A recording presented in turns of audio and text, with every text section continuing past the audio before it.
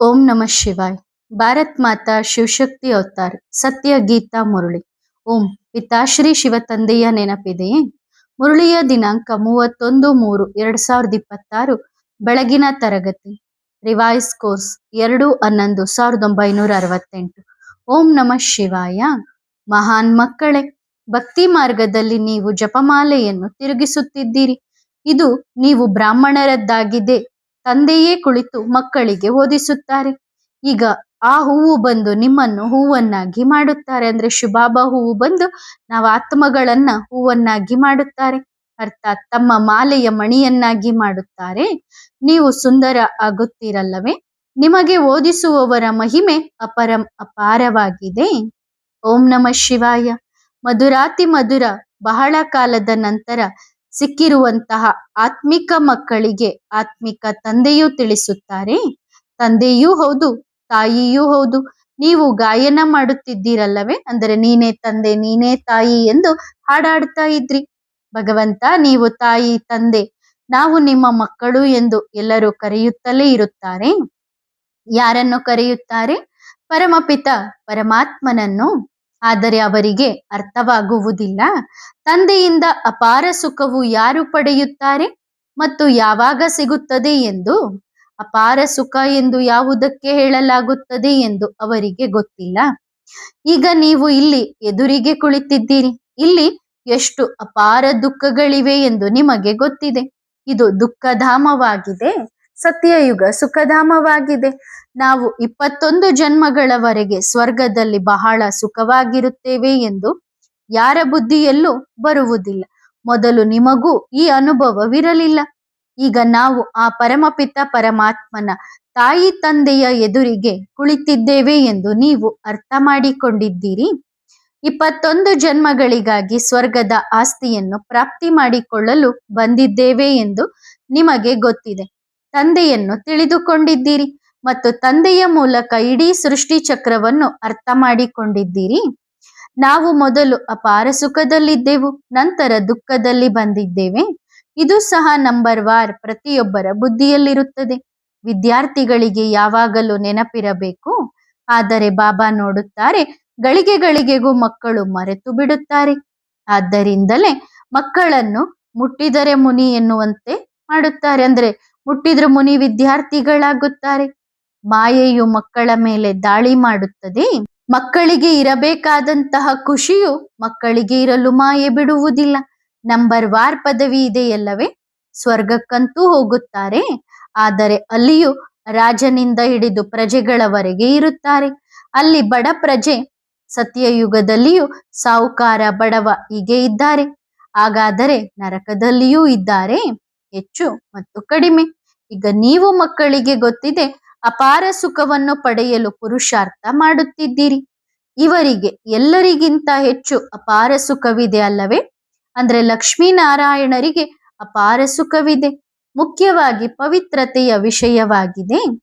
ಪವಿತ್ರತೆ ಇಲ್ಲದೆ ಸುಖ ಶಾಂತಿಯ ಆಸ್ತಿ ಸಿಗಲು ಸಾಧ್ಯವಿಲ್ಲ. ಇದರಲ್ಲಿ ನಡವಳಿಕೆಯು ಬಹಳ ಚೆನ್ನಾಗಿರಬೇಕು. ಮನುಷ್ಯರ ನಡವಳಿಕೆಯು ಪವಿತ್ರತೆಯಿಂದ ಸುಧಾರಿಸುತ್ತದೆ. ಪವಿತ್ರರಾಗಿದ್ದರೆ ಅವರನ್ನು ದೇವತೆ ಎಂದು ಕರೆಯಲಾಗುತ್ತದೆ.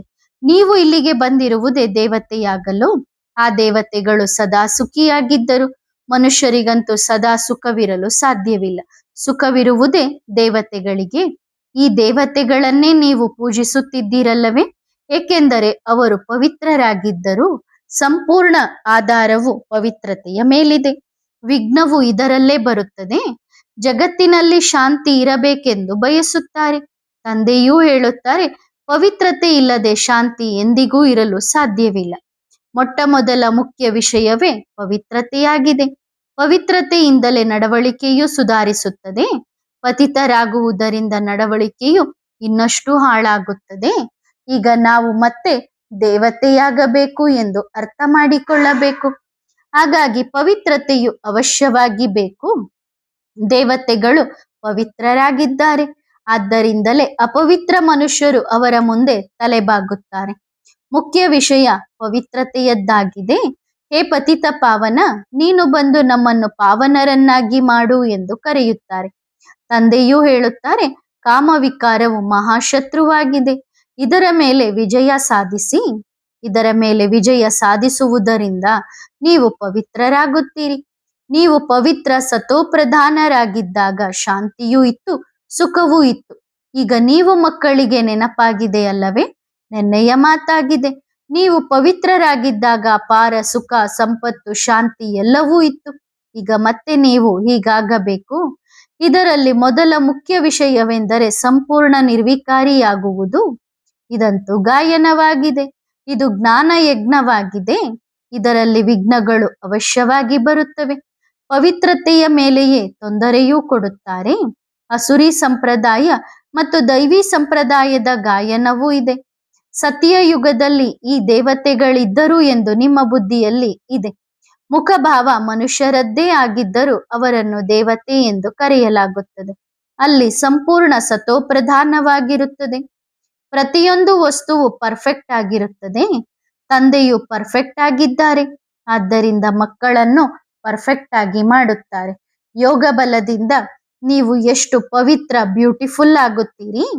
ಈ ಪ್ರಯಾಣಿಕನು ಸದಾ ಸುಂದರ ಆಗಿರುವವನು ಆಗಿದ್ದಾರೆ. ಅಂದರೆ ಶಿವಬಾಬಾ ಸದಾ ಸುಂದರ. ಅವರು ಕಪ್ಪಾಗಿರುವವರನ್ನು ಸುಂದರ ಮಾಡುತ್ತಾರೆ. ನಾವು ಪ್ರತಿ 5,000 ವರ್ಷಗಳ ನಂತರ ಕಪ್ಪಾಗುತ್ತೇವೆ ಎಂದು ನಿಮಗೆ ಗೊತ್ತಿದೆ. ನಂತರ ತಂದೆಯು ಬಂದು ನಮ್ಮನ್ನು ಸುಂದರರನ್ನಾಗಿಸುತ್ತಾರೆ. ಸತ್ಯಯುಗದಲ್ಲಂತೂ ಎಲ್ಲರೂ ಸುಂದರನೇ ಇರುತ್ತಾರೆ. ನ್ಯಾಚುರಲ್ ಬ್ಯೂಟಿ ಇರುತ್ತದೆ. ಅಲ್ಲಿ ಮತ್ತೆ ಸುಂದರಗೊಳಿಸುವ ಅಗತ್ಯವೇ ಇರುವುದಿಲ್ಲ. ಸತೋಪ್ರಧಾನರಾಗಿದ್ದಾಗಲೇ ಸುಂದರರಾಗಿರುತ್ತಾರೆ. ಅವರೇ ಮತ್ತೆ ತಮೋಪ್ರಧಾನರಾಗುವುದರಿಂದ ಕಪ್ಪಾಗುತ್ತಾರೆ. ಹೆಸರೇ ಶ್ಯಾಮ ಮತ್ತು ಸುಂದರ. ಕೃಷ್ಣನಿಗೆ ಶ್ಯಾಮ ಮತ್ತು ಸುಂದರ ಎಂದು ಕರೆಯುತ್ತಾರೆ. ಅದರ ಅರ್ಥವನ್ನು ತಂದೆಯ ಹೊರತು ಬೇರೆ ಯಾರೂ ತಿಳಿಸಲು ಸಾಧ್ಯವಿಲ್ಲ. ಭಗವಂತ ತಂದೆಯು ಹೇಳುವ ಮಾತನ್ನು ಬೇರೆ ಯಾವ ಮನುಷ್ಯನೂ ಹೇಳಲು ಸಾಧ್ಯವಿಲ್ಲ. ಚಿತ್ರಗಳಲ್ಲಿ ದೇವತೆಗಳನ್ನು ಸ್ವದರ್ಶನ ಚಕ್ರಧಾರಿಗಳನ್ನಾಗಿ ಮಾಡಿದ್ದಾರೆ. ತಂದೆಯೂ ತಿಳಿಸುತ್ತಾರೆ, ಮಧುರಾತಿ ಮಧುರ ಮಕ್ಕಳೇ, ಸ್ವದರ್ಶನ ಚಕ್ರದ ಅಗತ್ಯ ದೇವತೆಗಳಿಗಿಲ್ಲ. ಅವರು ಶಂಖ ಇತ್ಯಾದಿಗಳನ್ನು ತೆಗೆದುಕೊಂಡು ಏನು ಮಾಡುತ್ತಾರೆ? ಸ್ವದರ್ಶನ ಚಕ್ರಧಾರಿಗಳು ನೀವು ಬ್ರಾಹ್ಮಣ ಮಕ್ಕಳಾಗಿದ್ದೀರಿ. ಶಂಖಧ್ವನಿಯನ್ನು ನೀವೇ ಮಾಡಬೇಕು. ಈಗ ವಿಶ್ವದಲ್ಲಿ ಶಾಂತಿ ಹೇಗೆ ಸ್ಥಾಪನೆಯಾಗುತ್ತಿದೆ ಎಂದು ನಿಮಗೆ ಗೊತ್ತಿದೆ. ಜೊತೆಗೆ ನಡವಳಿಕೆಯು ಬಹಳ ಚೆನ್ನಾಗಿರಬೇಕು. ಭಕ್ತಿ ಮಾರ್ಗದಲ್ಲಿಯೂ ನೀವು ದೇವತೆಗಳ ಮುಂದೆ ನಿಮ್ಮ ನಡವಳಿಕೆಯನ್ನು ಅಂದರೆ ನಿಮ್ಮ ಗುಣಗಳ ಬಗ್ಗೆ ವರ್ಣಿಸುತ್ತೀರಿ. ಆದರೆ ದೇವತೆಗಳು ನಿಮ್ಮ ಗುಣಗಳನ್ನು ಸುಧಾರಿಸುವುದಿಲ್ಲ. ಅಂದ್ರೆ ನಿಮ್ಮ ನಡವಳಿಕೆಯನ್ನು ಅವರು ಸುಧಾರಿಸುವುದಿಲ್ಲ. ಸುಧಾರಿಸುವವರು ಬೇರೆಯವರಾಗಿದ್ದಾರೆ. ಆ ಶಿವಬಾಬಾ ಅಂತೂ ನಿರಾಕಾರರಾಗಿದ್ದಾರೆ. ಅವರ ಮುಂದೆ ನೀವು ಸರ್ವಗುಣ ಸಂಪನ್ನರು ಎಂದು ಹೇಳುವುದಿಲ್ಲ. ಶಿವನ ಮಹಿಮೆಯೇ ಬೇರೆಯಾಗಿದೆ. ದೇವತೆಗಳ ಮಹಿಮೆಯನ್ನು ಗಾಯನ ಮಾಡುತ್ತಾರೆ. ಆದರೆ ನಾವು ಹೀಗೆ ಹೇಗೆ ಆಗುವುದು? ಆತ್ಮವೇ ಪವಿತ್ರ ಮತ್ತು ಅಪವಿತ್ರವಾಗುತ್ತದೆ ಅಲ್ಲವೇ? ಈಗ ನೀವು ಆತ್ಮವು ಪವಿತ್ರವಾಗುತ್ತಿದೆ. ಆತ್ಮವು ಸಂಪೂರ್ಣ ಪಾವನವಾದಾಗ ಮತ್ತೆ ಈ ಪತಿತ ಶರೀರವು ಇರುವುದಿಲ್ಲ.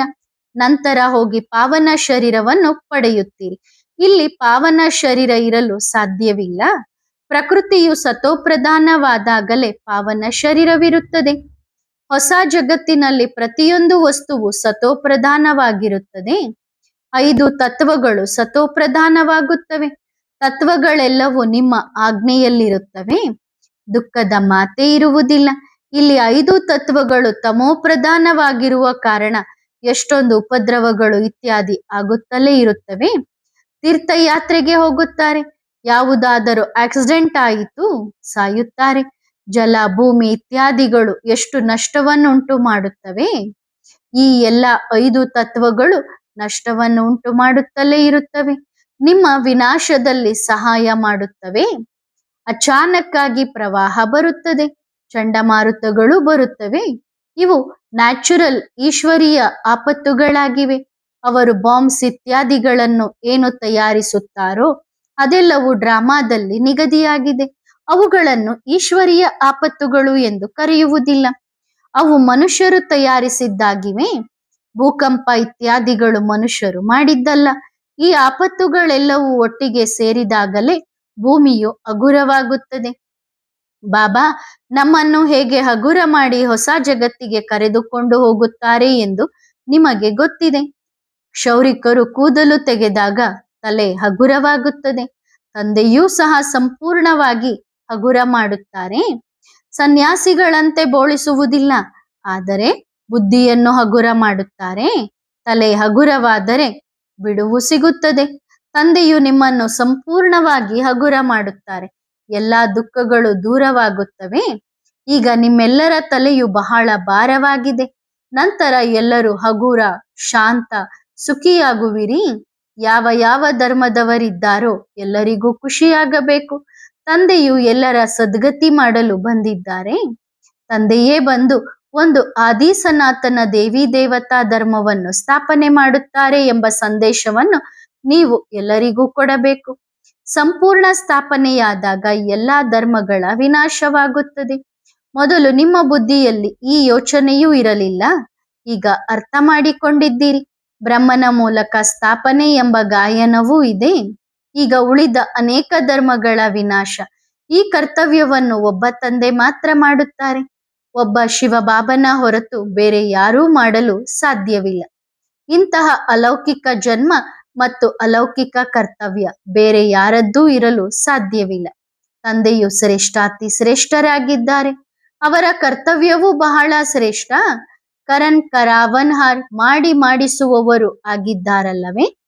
ನೀವು ಜ್ಞಾನವನ್ನು ಅನ್ಯರಿಗೆ ಹೇಳುತ್ತೀರಿ. ಬಾಬಾ ಬಂದಿದ್ದಾರೆ ಎಂದು ನಿಮಗೆ ಗೊತ್ತಿದೆ. ಈ ಇಡೀ ಸೃಷ್ಟಿಯ ಮೇಲಿರುವ ಪಾಪಾತ್ಮರ ಹೊರೆಯನ್ನು ಕೆಳಗಿಳಿಸಲು ತಂದೆ ಬಂದಿದ್ದಾರೆ. ತಂದೆಯೇ ಬಂದು ಒಂದು ಧರ್ಮದ ಸ್ಥಾಪನೆ, ಅನೇಕ ಧರ್ಮಗಳ ವಿನಾಶ ಮಾಡುತ್ತಾರೆ ಎಂಬ ಗಾಯನವೂ ಇದೆ. ಈಗ ನಿಮ್ಮನ್ನು ಎಷ್ಟು ಶ್ರೇಷ್ಠ ಮಹಾತ್ಮರನ್ನಾಗಿ ಮಾಡುತ್ತಿದ್ದಾರೆ. ದೇವತೆಗಳ ಹೊರತು ಬೇರೆ ಯಾರು ಮಹಾತ್ಮರಾಗಿರುವುದಿಲ್ಲ. ಇಲ್ಲಿ ಅನೇಕರನ್ನು ಮಹಾತ್ಮರು ಎಂದು ಕರೆಯುತ್ತಲೇ ಇರುತ್ತಾರೆ. ವಾಸ್ತವದಲ್ಲಿ ಮಹಾತ್ಮ ಎಂಬ ಹೆಸರೇ ತಪ್ಪು. ನರಕದಲ್ಲಿ ಮಹಾತ್ಮರು ಎಲ್ಲಿಂದ ಬಂದರು? ಮನುಷ್ಯರಿಗೇನು ಗೊತ್ತೇ ಇಲ್ಲ. ಮಹಾನ್ ಆತ್ಮಕ್ಕೆ ಮಹಾತ್ಮ ಎಂದು ಕರೆಯಲಾಗುತ್ತದೆ. ರಾಮರಾಜ್ಯ ಎಂದು ಸ್ವರ್ಗಕ್ಕೆ ಕರೆಯಲಾಗುತ್ತದೆ. ಅಲ್ಲಿ ರಾವಣನ ರಾಜ್ಯವೇ ಇರುವುದಿಲ್ಲ. ಆದ್ದರಿಂದ ಇದನ್ನು ಸಂಪೂರ್ಣ ನಿರ್ವಿಕಾರಿ ಎಂದು ಕರೆಯಲಾಗುತ್ತದೆ.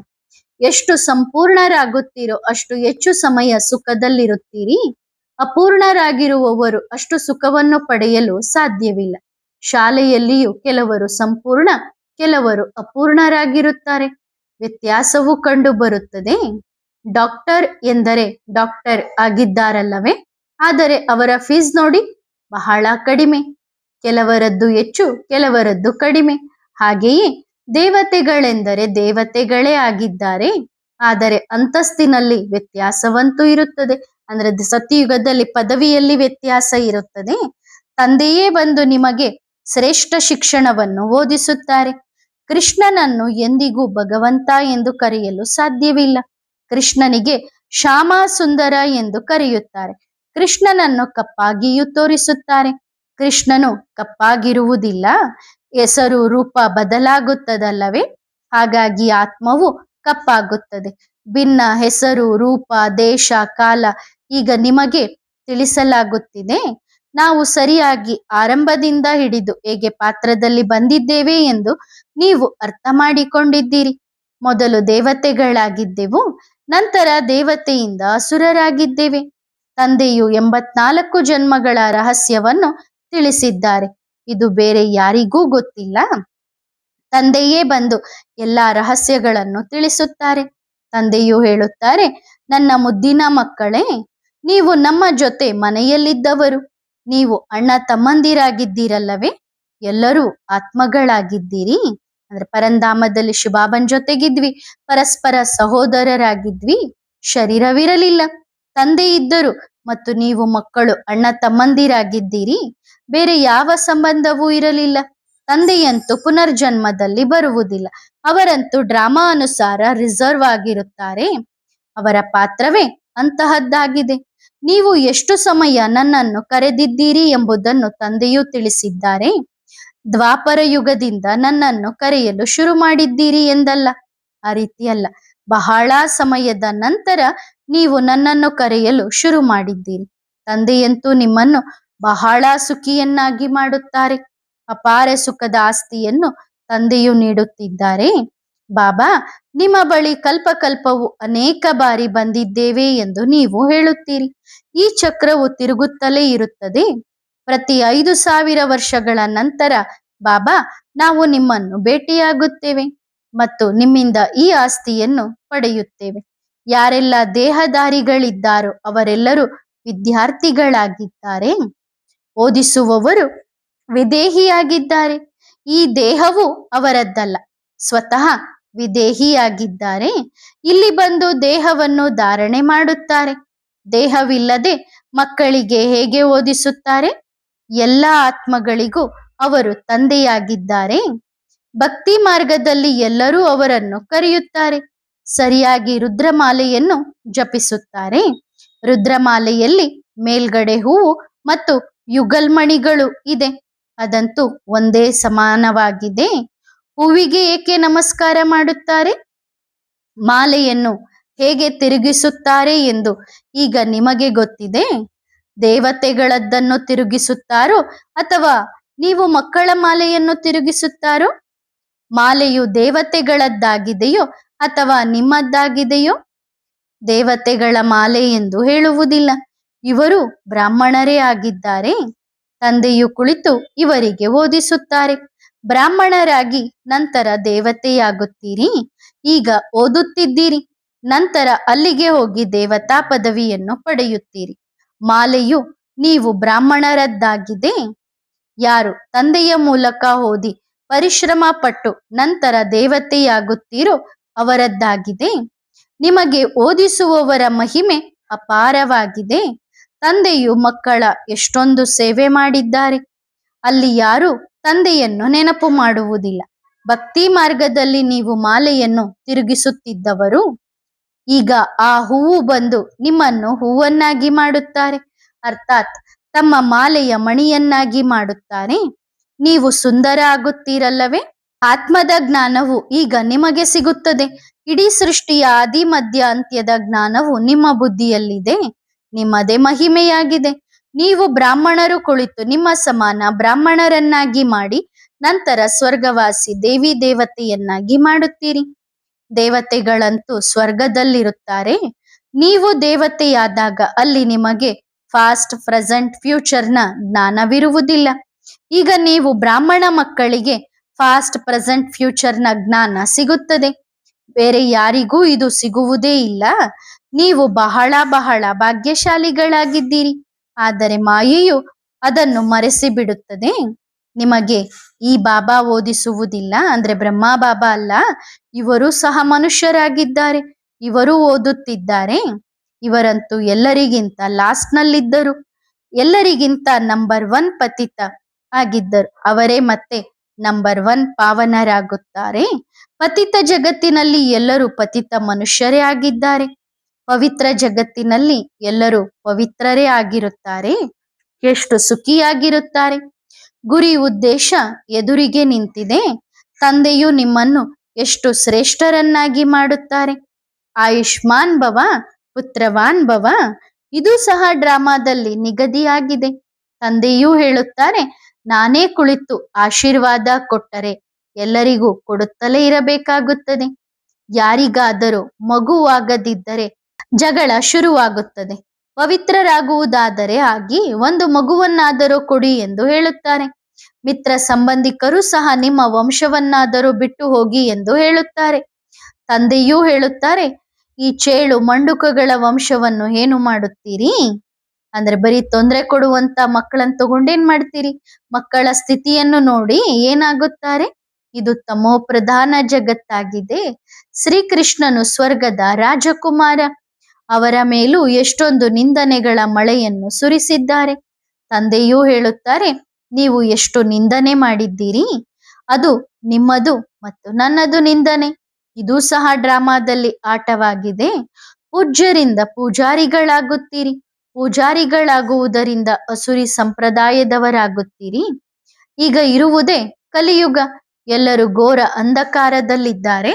ನಿಮಗಾಗಿ ಈ ಪುರುಷೋತ್ತಮ ಸಂಗಮ ಯುಗವಿದೆ. ಈಗ ನೀವು ಬೆಳಕಿನಲ್ಲಿದ್ದೀರಿ. ಅವರೆಲ್ಲರೂ ಅಂಧಕಾರದಲ್ಲಿದ್ದಾರೆ. ನಿಮ್ಮ ಬುದ್ಧಿಯಲ್ಲಿ ಈಗ ಸಂಪೂರ್ಣ ವ್ಯತ್ಯಾಸವಿದೆ. ಈಗ ನಾವು ಹೊಸ ಜಗತ್ತಿಗೆ ಹೋಗುತ್ತಿದ್ದೇವೆ ಎಂದು ನಿಮಗೆ ಗೊತ್ತಿದೆ.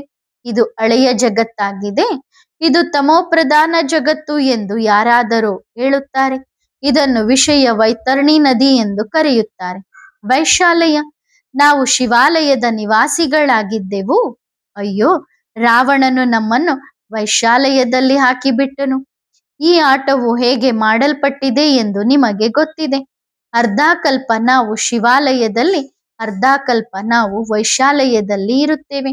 ತಂದೆಯೂ ಹೇಳುತ್ತಾರೆ, ನೀವು ವೈಶಾಲಯದಲ್ಲಿ ಕೆಳಗೆ ಬೀಳುತ್ತೀರಿ, ಆದರೂ ನಿಮ್ಮ ಬಳಿ ಅಪಾರ ಸಂಪತ್ತಿರುತ್ತದೆ. ಲಕ್ಷಾಂತರ ವರ್ಷಗಳ ಮಾತಂತೂ ಅಲ್ಲವೇ ಅಲ್ಲ. ಇದು 5,000 ವರ್ಷಗಳ ಡ್ರಾಮಾ ಆಗಿದೆ. ಹೊಸ ಮತ್ತು ಹಳೆಯ ಜಗತ್ತಿನ ಆಯುಷು ಅವಶ್ಯವಾಗಿ ಬೇಕಲ್ಲವೇ? ಮನುಷ್ಯರು ಸಂಪೂರ್ಣವಾಗಿ ಕಾವಲಿಯಂತೆ ಮಾಡಿಬಿಟ್ಟಿದ್ದಾರೆ, ಅಂದ್ರೆ ಕಾದ ಹಂಚಿನಂತೆ ಆಗಿದ್ದಾರೆ. ಶಾಸ್ತ್ರಗಳಲ್ಲಿ ಏನೇನೋ ಬರೆದಿಟ್ಟಿದ್ದಾರೆ. ವ್ಯಾಸ ಭಗವಂತನು ರಚಿಸಿದನು ಎಂದು ಹೆಸರಿಟ್ಟಿದ್ದಾರೆ. ಬಹಳ ಕಥೆಗಳನ್ನು ರಚಿಸಿದ್ದಾರೆ. ಎಷ್ಟೊಂದು ಪುಸ್ತಕಗಳಿವೆ. ಅಲ್ಲಿಯಂತೂ ಯಾವುದೇ ಪುಸ್ತಕದ ಅಗತ್ಯವೇ ಇರುವುದಿಲ್ಲ. ವೇದ, ಶಾಸ್ತ್ರ, ಉಪನಿಷತ್ತು ಇತ್ಯಾದಿಗಳನ್ನು ಓದುವ ಅಗತ್ಯವೇ ಇಲ್ಲ. ಇವುಗಳಿಂದ ಯಾವುದೇ ಲಾಭವಿಲ್ಲ. ಈ ಭಕ್ತಿ ಮಾರ್ಗದ ಶಾಸ್ತ್ರಗಳನ್ನು ಓದಿ ಓದಿ ನೀವು ದುರ್ಗತಿಯನ್ನು ಪಡೆದಿದ್ದೀರಿ. ತಂದೆಯೂ ಹೇಳುತ್ತಾರೆ, ನನಗೂ ಓದುವ ಅಗತ್ಯವಿಲ್ಲ. ನಾನು ಬರುತ್ತೇನೆ, ನಾನೇ ಬಂದು ಎಲ್ಲರಿಗೂ ಸದ್ಗತಿಯನ್ನು ಕೊಡುತ್ತೇನೆ. ನಿಮ್ಮ ಈ ಶಿಕ್ಷಣ ಎಷ್ಟೊಂದು ಶ್ರೇಷ್ಠವಾಗಿದೆ. ಶಾಲೆಯಲ್ಲಿಯೂ ಮಕ್ಕಳಿಗೇನು ಓದಿಸಬೇಕು? ಭಗವಂತನು ಓದಿಸುತ್ತಿದ್ದಾರೆ ಎಂದ ಮೇಲೆ ಅಸುರರಿಂದೇಕೆ ಓದಬೇಕು? ಅಂದ್ರೆ ನಮ್ಮ ಬುದ್ಧಿ ತಮೋಪ್ರಧಾನ ಆಗಿದೆ. ತಮೋಪ್ರಧಾನ ಆಗಿರೋರಿಂದೇನು ಓದಬೇಕು? ಇಲ್ಲಿಂದಲೇ ಈ ಶಿಕ್ಷಣವನ್ನು ಓದಿಸಲು ಶುರು ಮಾಡಿ. ಈ ಮಕ್ಕಳಿಗೆ ಇನ್ನಷ್ಟು ಸುಲಭವಾಗುತ್ತದೆ. ಸಣ್ಣ ಸಣ್ಣ ಮಕ್ಕಳು ದೊಡ್ಡವರ ಹೆಸರನ್ನು ತರುತ್ತಾರೆ. ಎಲ್ಲರೂ ಆಶ್ಚರ್ಯ ಪಡುತ್ತಾರೆ. ಇವರಂತೂ ಭಗವಂತನ ಮಕ್ಕಳಾಗಿದ್ದಾರೆ. ಇವರು ಸದ್ಗತಿಯ ದಾರಿಯನ್ನು ತೋರಿಸುತ್ತಾರೆ. ಆದರೆ ಇದರಲ್ಲಿ ಧೈರ್ಯ ಬೇಕು. ಇದು ಈಶ್ವರೀಯ ಶಿಕ್ಷಣವಾಗಿದೆ, ಅದು ಅಸುರಿ ಶಿಕ್ಷಣವಾಗಿದೆ. ಒಳ್ಳೆಯದು. ಆತ್ಮಿಕ ಮಾತ್ಪಿತಾ ಬಾಪ್ದಾದಾರವರ ಆತ್ಮಿಕ ಮಕ್ಕಳಿಗೆ ನೆನಪು, ಪ್ರೀತಿ ಮತ್ತು ನಮಸ್ತೆ. ಆತ್ಮಿಕ ಮಕ್ಕಳು ಆತ್ಮಿಕ ತಂದೆಗೆ ಮಾಡುವ ನೆನಪು, ಪ್ರೀತಿ ಮತ್ತು ನಮಸ್ತೆ ನಮಸ್ತೆ ನಮಸ್ತೆ. ಶುಕ್ರಿಯಾ ಬಾಬಾ, ಧನ್ಯವಾದ. ವರದಾನ: ಸಹಜ ಯೋಗಿ ಭವ. ನೀವು ಮಕ್ಕಳು ಬಾಪ್ದಾದಾರವರನ್ನು ಸ್ನೇಹಿತರನ್ನಾಗಿ ಮಾಡಿಕೊಂಡಿದ್ದೀರಾ? ಸ್ನೇಹಿತನ ಸಂಬಂಧವು ಬಹಳ ಸಮೀಪದ್ದಾಗಿರುತ್ತದೆ. ಫ್ರೆಂಡ್ಸ್ ಪರಸ್ಪರ ಎಷ್ಟು ಸ್ಪಷ್ಟವಾಗಿರುತ್ತಾರೋ ಅಷ್ಟು ತಾಯಿ ತಂದೆಯೊಂದಿಗೆ ಇರುವುದಿಲ್ಲ. ಅಂದ್ರೆ ಸ್ನೇಹಿತರ ಜೊತೆಗೆ ಎಷ್ಟು ಕ್ಲೋಸ್ ಆಗಿರ್ತಾರೋ ಅಷ್ಟು ತಂದೆ ತಾಯಿಗಳ ಜೊತೆಗಿರೋದಿಲ್ಲ. ಸ್ನೇಹಿತನ ಸಂಬಂಧವು ನೆನಪಿದ್ದರೆ ನಿನ್ನೊಂದಿಗೆ ತಿನ್ನುವೆನು, ನಿನ್ನೊಂದಿಗೆ ಕುಳಿತುಕೊಳ್ಳುವೆನು, ನಿನ್ನೊಂದಿಗೆ ಆಟ ಆಡುವೆನು ಎನ್ನುವ ಅಭ್ಯಾಸವು ಸುಲಭವಾಗುತ್ತದೆ. ಈ ಸ್ನೇಹಿತನ ಸಂಬಂಧವು ನೆನಪಿದ್ದರೂ ನೀವು ಸಹಜ ಯೋಗಿಯಾಗುವಿರಿ. ಒಳ್ಳೆಯದು. ಓಂ ನಮಃ ಶಿವಾಯ.